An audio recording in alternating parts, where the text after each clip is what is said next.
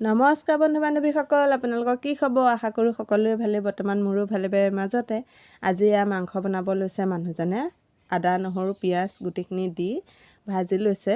তাৰপাছত বিলাহী দিলে, ইয়াতে আলুখিনি দি লৈছে, দি এতিয়া বনাইছে। আজি মই বনোৱা নাই দেই, মানুহজনে বনাইছে। আমাৰ ঘৰত বিহু হ'লে 1 জানুৱাৰী হ'লে মানুহজনেই ভাত তৰকাৰী বনায়।